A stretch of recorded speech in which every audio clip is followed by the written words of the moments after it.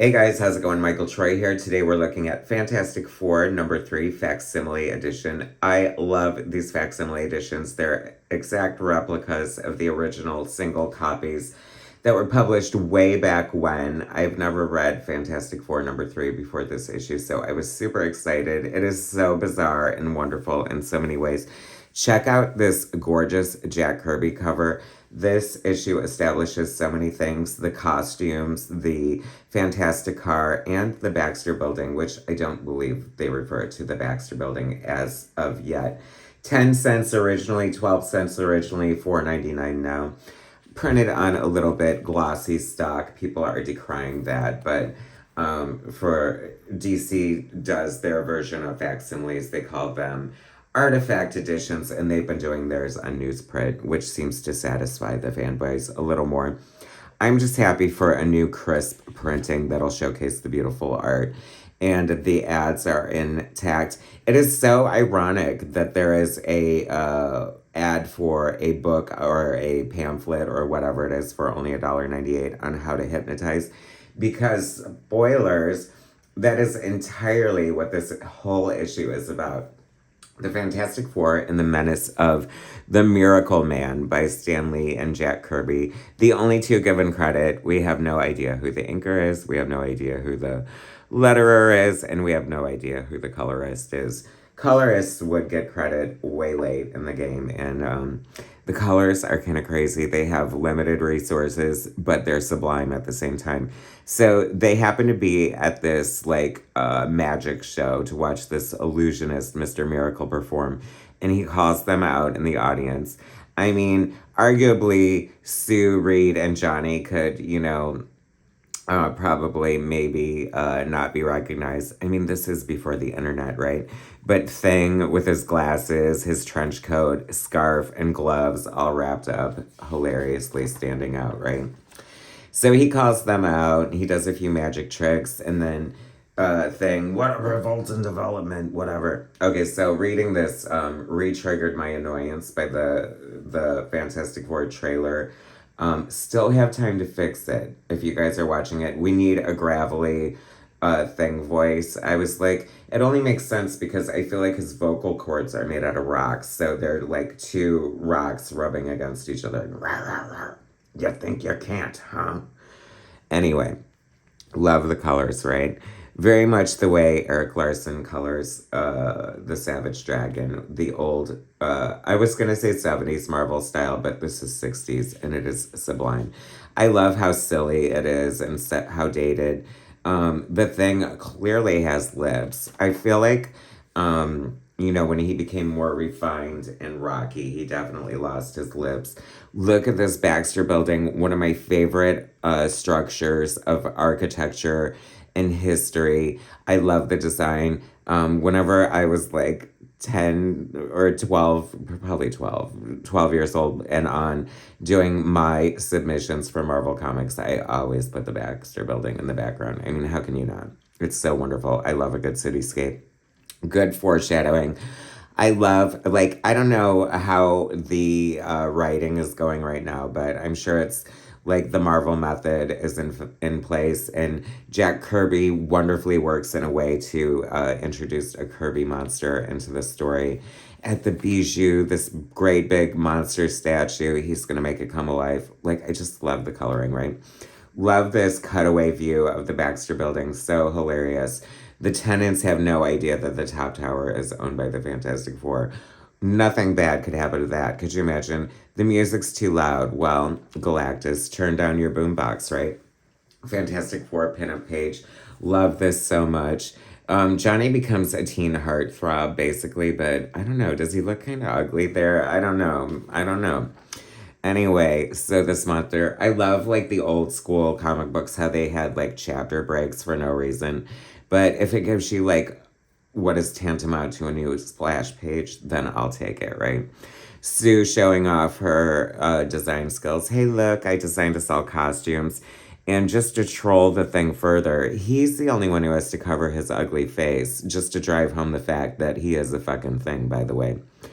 Love the technology so much. he's like, oh, you should go work for Dior. I love that Dior is still a thing in the fashion pop culture vernacular, right? What else? Speaking of technology, the lack thereof is so amazing. I love that they're doing like live broadcasts. They're calling the police station, who has just gotten a letter from the miracle. I, the miracle man, declare war on the whole human race. I intend to conquer the earth. You know, I like when a villain is clear with their intentions. You know, it makes it so much easier to foil them. Look at this, how cool this is. The Fantastic car. I mean, if you had like any doubt like how genius Kirby was like straight out the gate, I love that it splits into four and they can like all go their separate ways. Low key, this love the way Mr. Fantastic was just so like creepy and fluid. I hope that they really, really, really do wonderful things with that in the movie because there's so much potential for that, what you can do with that character. And I don't really remember how they handled it in the other horrible Fantastic Four movies, which low key I like the one with Jessica Alba and the hot Human Torch. Oh my god, I can't remember his name. Chris. They're all named Chris, right? But Chris something. Oh my gosh, like that is like not good. The Flame That Died, Chapter 3. How great is this off in the distance? By the way, I'd like to point out, like, is the perspective a little off and wonky on here? That's the magic of Jack Kirby. Like, it's not always 100% correct, but it's always 100% awesome. Let me tell you that.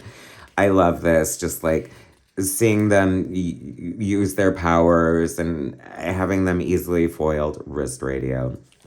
Apple Watch, there you go. A glimpse in the future. For only $298, you could have had an Apple Watch back in 1962 or 1, whenever this is. Chapter 4. This is epic for some dime store illusionist taking over the world. It's taking a lot of time to defeat him. Love the flashback to 2 issues ago. You know, it's sort of like refining the story retroactively in a way. This looks a little more detailed and kind of cool. I love the summation here. The bright magenta, just for no reason. Sue given up by a dog. She sneaks into this area where he's like confiscated this tank and he's gonna hide it in a junkyard under like busted down cars. And Sue, you know, snuck, turned invisible and like stowed away on the tank, and then like the dog immediately gives her away. The junkyard dog, so funny, right? Love it. And he's like, contact the FF, and they're like, oh, there's Sue's signal we've been waiting for. Johnny having a malt at the soda shop, so Leave It to Beaver. I love it.